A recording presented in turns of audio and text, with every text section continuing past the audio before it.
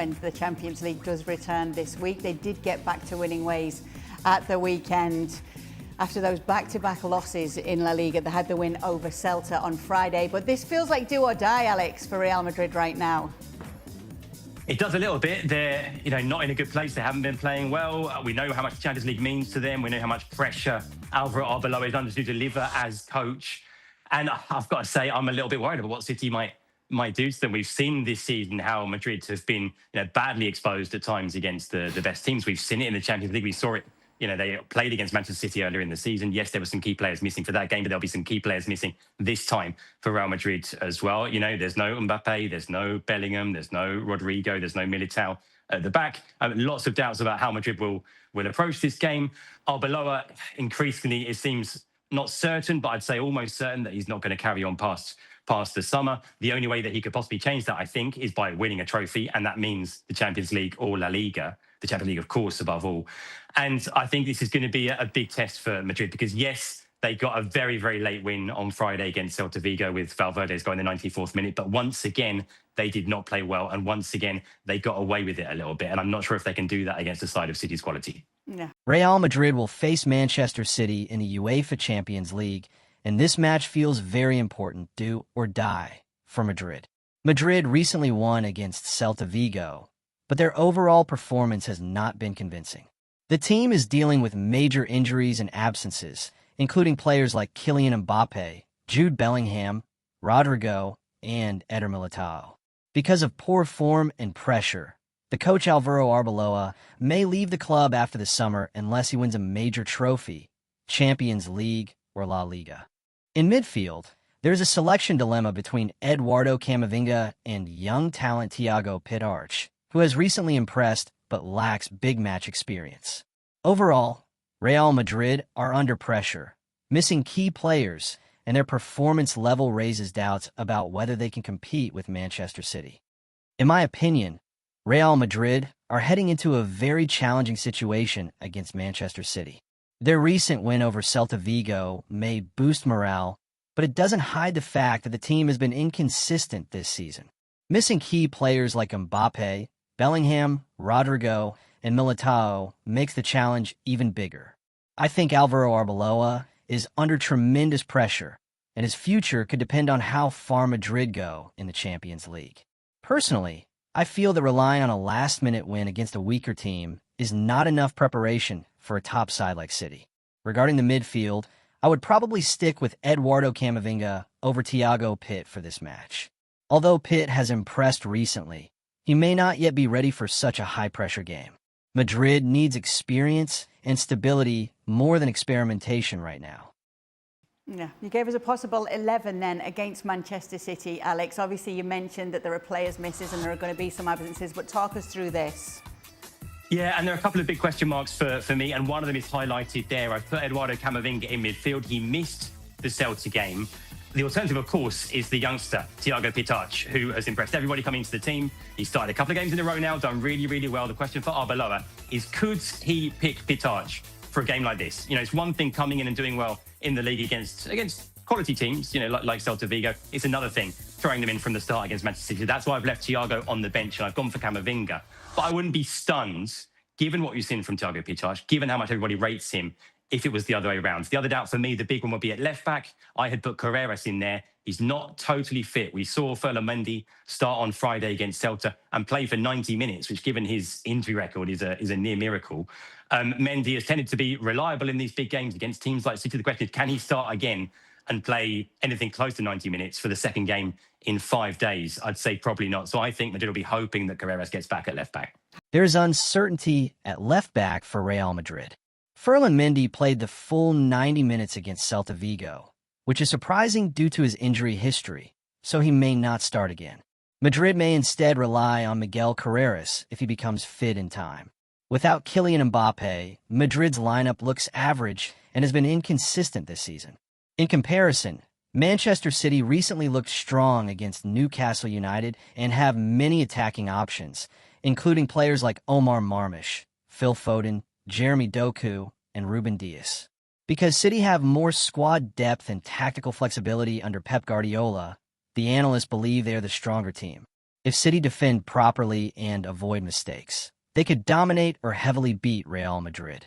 Overall, experts think Manchester City are currently stronger and better organized than Real Madrid, who have looked slow and inconsistent this season. In my view, Real Madrid have a big problem at left back. Ferland Mendy played 90 minutes against Celta despite his injury record, and I honestly don't think he can repeat that performance so soon.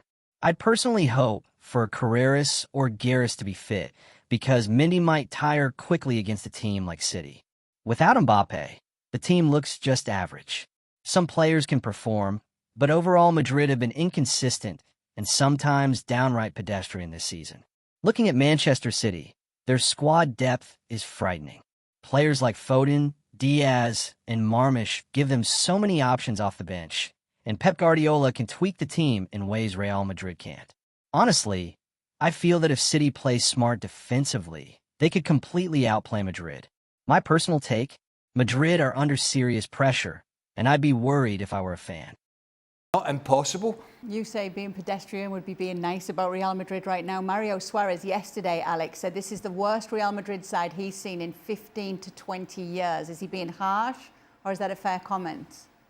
I don't think so. I mean, that was a really tough time going back that far for Real Madrid. There's that period in the late 2000s where they went through, basically a manager a season, and they were really running out of ideas. Florentino Perez left and then came back again. And it was only when Jose Mourinho came in and sort of put the foundations in for the period of success that followed under Ancelotti and then Zidane that they got back on track. I think this Real Madrid team are a mess, and it's not often we've seen Real Madrid be a mess for this much of an entire season. They might well end this season, let's see, but they might end the season empty-handed in terms of major trophies for the second season in a row. That just doesn't happen very often at Real Madrid.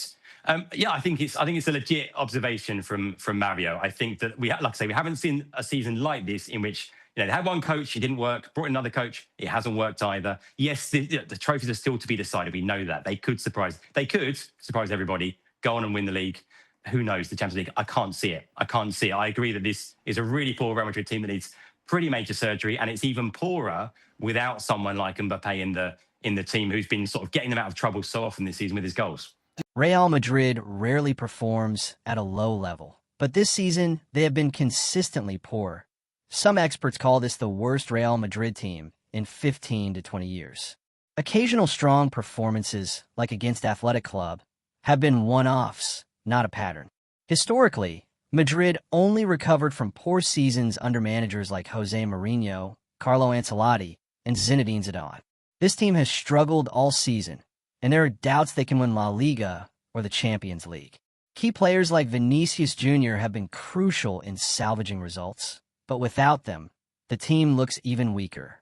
Coach Alvaro Arbeloa is under pressure, and it's unclear how he is handling the situation amid poor performances and high expectations. Overall, Real Madrid are in a rare slump, needing major changes, and their chances against Manchester City look slim. In my opinion, Real Madrid's season has been a real mess. Sure, they've had the occasional good game, like against Athletic Club, but those are just one-offs. Overall, the team has been inconsistent and underwhelming, and I honestly think this might be one of the weakest Real Madrid sides in the last 15 to 20 years. They've had multiple coaching changes, and nothing seems to have fixed the problems. The team still relies heavily on key players like Vinicius Jr. to bail them out, which shows that the squad as a whole needs serious improvement. Even though they technically could still win the Champions League or La Liga, I feel the pressure and poor form make it highly unlikely. If I were Arbeloa, I'd be very worried about trying to steady a team that has struggled all season. Do you think, I was going to ask you, Alex, I think we talked about this, that Xabi Alonso was probably quite happy to be out of that scenario.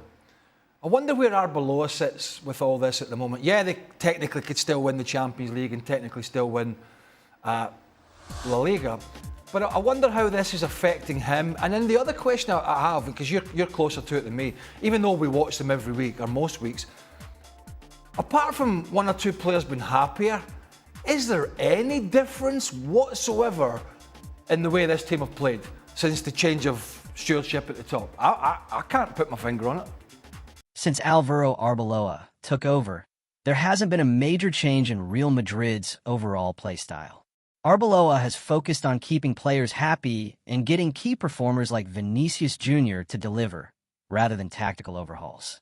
Experts believe Arbeloa was promoted earlier than expected, and many of the team's problems predate his tenure, so he cannot be fully blamed. While he has had some positive impact on individuals, fixing the team's bigger issues mid-season is unrealistic. The discussion briefly shifts to Manchester City, who are seen as strong Champions League contenders thanks to squad improvements, including the addition of João Semedo. Overall, Real Madrid's struggles are systemic and predate Arbeloa. His impact is limited, while Manchester City are in a stronger position this season. In my opinion, Álvaro Arbeloa has done what he can, but there's only so much he can fix at this point in the season. The team's problems predate his promotion, and he inherited a squad that's been inconsistent for a while. I think he's focused on keeping players motivated and getting key performers like Vinicius Jr. to deliver, rather than trying to completely overhaul the team's tactics. That makes sense, but it also shows that he's limited in what he can realistically achieve right now. Overall, I feel that Arbeloa is doing his best under tough circumstances, but Madrid's issues are too big for him to solve mid-season. Meanwhile, Manchester City, with their squad improvements including Semedo, are looking much stronger and more balanced, which makes Madrid's task even harder. So lots of questions over Real Madrid right now, Frank. However, Craig was positive there on Manchester City. How do you see Manchester City faring in the Champions League this season? Well, they have the chances because they changed their spirit, and in fact also the fact that they bought Semenyo as well. The first leg is at the Etihad, so you always have to be cautious about the second leg at the Santiago Bernabeu. But overall, yeah, I'm impressed with the way that Pep Guardiola have been changing the mentality and also the way of playing as well of Manchester City. Maybe a little bit too late for me, but it's better once than never. But he does it, and he does it very well. I like the spirit of the coach as well, and I always put him in a very high level. But he was struggling. He has been struggling a lot last year, beginning of the season, but it seems that he has found a solution, and it works very well for City. So they have a good chance to go, because I don't see many teams, except maybe Bayern Munich. I don't have any other contender for the Champions League. The first leg is at Manchester City Stadium, so Real Madrid must be cautious for the second leg at Santiago Bernabeu. Pep Guardiola has successfully improved Manchester City's mentality and playing style, recovering from earlier struggles in the season. City are one of the strongest Champions League contenders, with few rivals except maybe Bayern Munich. Guardiola only needs to focus on defensive stability, as his midfield and attack are strong and reliable.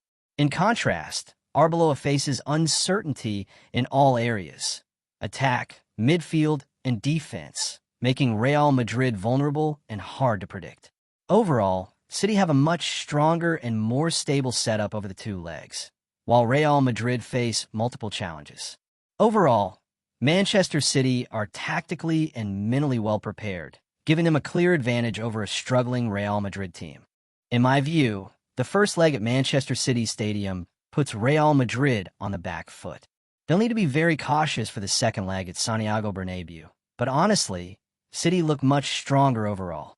Pep Guardiola has done an impressive job changing City's mentality and improving their style of play, even if it took a bit of time this season. With their depth in attack and midfield, I feel City have a big advantage. Their only real concern is their back line, and if that holds up, they'll likely progress. On the other hand, Arbeloa has so many uncertainties to deal with, from the front line to midfield and even defensive stability. Madrid's issues are widespread, and I think Guardiola has far fewer problems to worry about. Personally, I'd say Real Madrid are facing an uphill battle over these two legs, and it's hard to see them getting through unless everything goes perfectly.